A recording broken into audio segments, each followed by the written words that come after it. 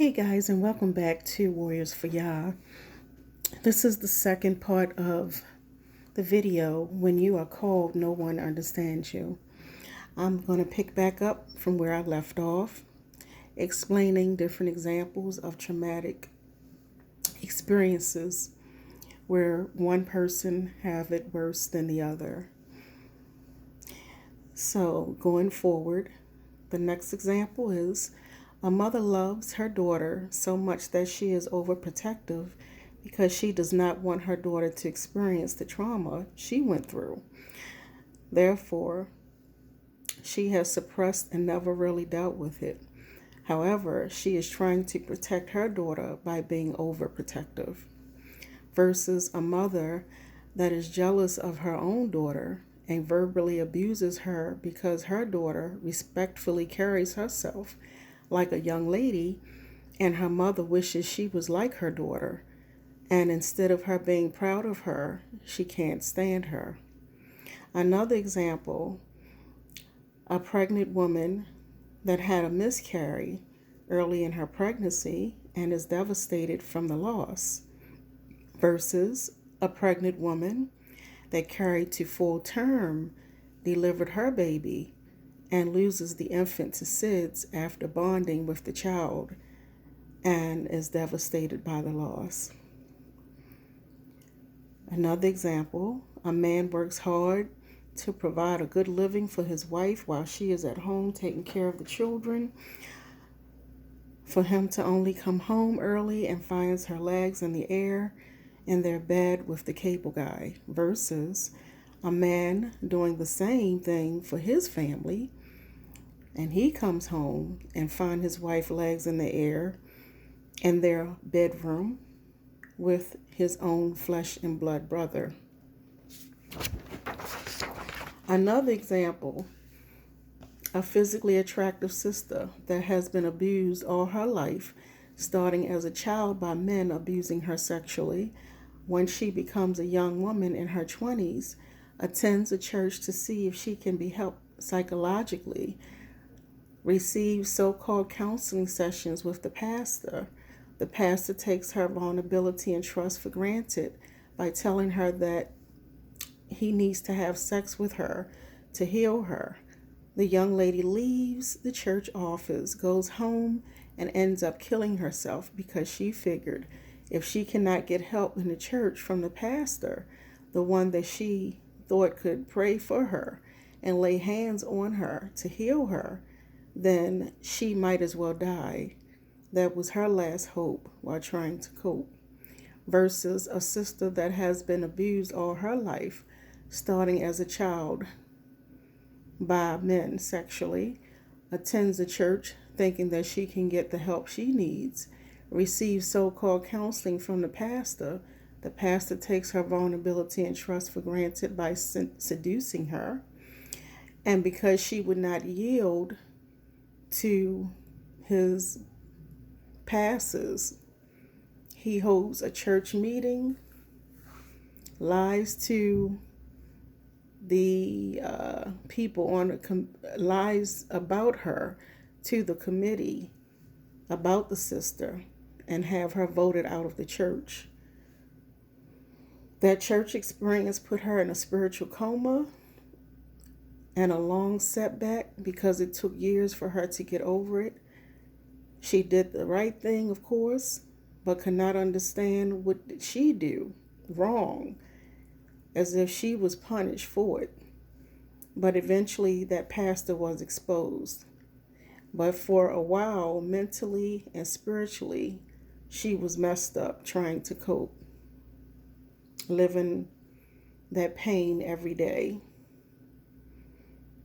Another example, a teenager that gets pregnant and the teen father leaves her to carry the burden for her to carry the burden by herself, while he's still free to do what he want to do, and the young lady freedom to hang out with friends has ended. Versus a teenager that is forced to take care of their siblings and take them everywhere they go because the mother simply does not want to be bothered, and the absent father is nowhere to be found either. It's not like that the mother is working several jobs and need for her to take care of her siblings, but she just don't want to be bothered and rather be with her current man. Therefore, that teenager freedom to be a teen is snatched, as if she laid down and had a baby as a teenager herself, and it was her responsibility, but it wasn't, because she was forced. Every example given is a devastating example, some worse than others. But there is always someone else that has it worse off than you. Satan wants you to think that you are the only one that has gone through the traumas you faced. Nothing new was under the sun. However, I will say that some people's experiences are worse than others, where one person might have experienced a similar trauma, but not as severe as the other person. Moreover, an individual might have experienced one or two traumas versus the other individual experiencing just about every trauma. That can be a topic. People who experience hard and harsh traumas and are still living to talk about it, still in their right mind, have not killed themselves, still able to worship Yah, and have testimonies about how Yah kept them, are all chosen ones of Yah, and they are warriors, because otherwise they would have been dead, either by natural causes or by their own hands, or they would have been insane, alcoholics, or on drugs to escape that pain. So I want to leave y'all with this note saying, if you have survived many traumas and you are still able to talk about it, and you've been healed from it, and you haven't lost your mind, and you're still able to tell others about it and help them, you are badges of war. And Yah have given me a poem years ago. I think I wrote this poem probably about 14 years ago, and it's titled Badges for Warfare. And the meaning of badge means a distinctive emblem worn as a mark of office, membership, or achievements. And here's the poem. As I look over my life and all the things that I've encountered, I often wondered how I survived it. Then I realized Yah marked me as his own to be a warrior for him. Badges of war, that's what you made me to be, a badge of war. That's why Yah is my strong tower. Badges of war, badges of war. What you made me is a badger of war. My survivor of war never fit into anyone's crowd, and cliques I never allowed. Never buckled down to others' demands. I continue to be me, who you created me to be. That's how I stayed free, by embracing the uniqueness in me that you created me to be.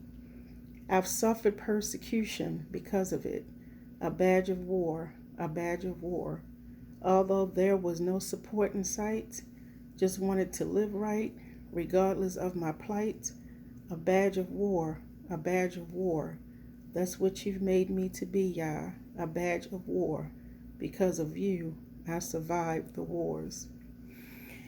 So that poem was written for all of you warriors out there. And you know, I was thinking,